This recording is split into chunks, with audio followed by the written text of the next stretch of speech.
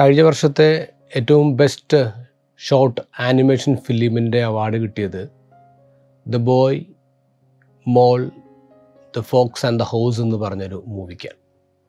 Half an hour മൂവിയാണ്, പക്ഷേ ഭയങ്കര ഇൻട്രസ്റ്റിംഗ് ആയിട്ടുള്ളൊരു മൂവിയാണ്. ആനിമേഷൻ മൂവിയാണ്. അതിലൊരു അപൂർവ സൗഹൃദത്തിൻ്റെ കഥയാണ് പറയുന്നത്. ഒരു പയ്യന് അവൻ്റെ വീട്ടിലേക്കുള്ള വഴി നഷ്ടപ്പെട്ട് കാട്ടിലാണ്.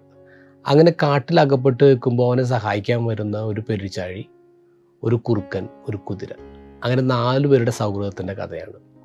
അവിടെ യാത്രയിൽ ഈ പയ്യൻ കുറുക്കനോട് ചോദിക്കുന്ന ചോദ്യമുണ്ട്, what is the bravest thing you ever said? അപ്പോൾ കുറുക്കൻ പറയുന്ന മറുപടി, ഹെൽപ്പ്.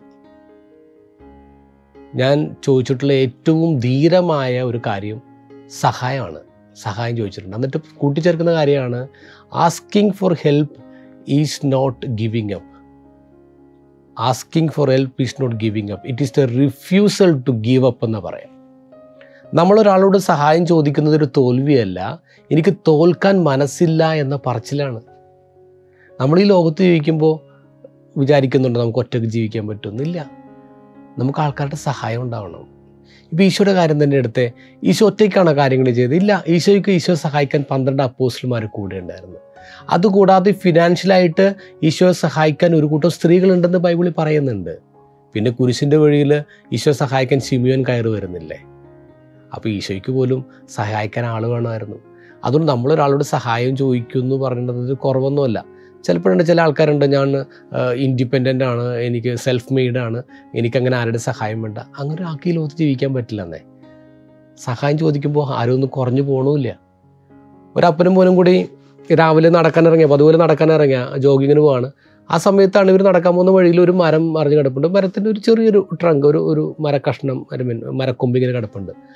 അപ്പോൾ ഈ കൊച്ച് വളരെ ആവശ്യത്തോട് അപ്പനോട് പറയണ്ട, അപ്പോൾ ഇത് എനിക്ക് ഒറ്റക്കെടുത്ത് മാറ്റാൻ പറ്റുമോ? അപ്പോൾ അപ്പം പറഞ്ഞു, എടാ നിനക്ക് ഒറ്റക്കെടുത്ത് മാറ്റാൻ പറ്റും, പക്ഷേ നീ നിൻ്റെ കഴിവിൻ്റെ പരമാവധി ഉപയോഗിക്കണം. കഴിവിൻ്റെ പരമാവധി നീ ഉപയോഗിക്കണം. അപ്പോൾ അവനെങ്ങനെ ശ്രമിക്കുമ്പോൾ അവന് പറ്റുന്നില്ല, നീങ്ങുന്നില്ല. അപ്പോൾ എനിക്കിത് പറ്റണില്ല എന്ന് പറയുമ്പോൾ അവൻ പറയും, നീ ഒന്നും കൂടി ശ്രമിക്കും, നിൻ്റെ കഴിവിൻ്റെ പരമാവധി നീ ഉപയോഗിക്കുക. അപ്പോൾ അവൻ വീണ്ടും കണ്ണൊക്കെ പൂട്ടി നല്ല ബലം എടുത്ത് മസിലൊക്കെ പിടിച്ച് ഇങ്ങനെ പൊക്കാൻ നോക്കുന്നുണ്ട്, പക്ഷെ അനക്കാൻ പറ്റുന്നില്ല. അപ്പോൾ അവൻ പറയും, അപ്പോൾ ഞാൻ തോറ്റപ്പാന്ന് പറയും. അപ്പോൾ അപ്പം പറയുന്നത് ഇങ്ങനെയാണ്, എടാ ഞാൻ നിന്നോട് പറഞ്ഞില്ലേ, നീ നിൻ്റെ കഴിവിൻ്റെ പരമാവധി ഉപയോഗിക്കാൻ.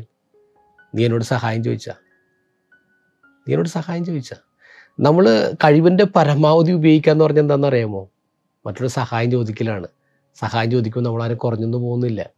ഈ പ്രണയത്തിൻ്റെ നോമ്പ് കാലത്ത് സഹായം ചോദിക്കാം. നമ്മളാരും ഒറ്റയ്ക്ക് ജീവിക്കേണ്ട ആൾക്കാരല്ല. നമുക്ക് സഹായം വേണം ചുറ്റുമുള്ളവരുടെ. Asking for help is not giving up, it is refusal to give up. Good day.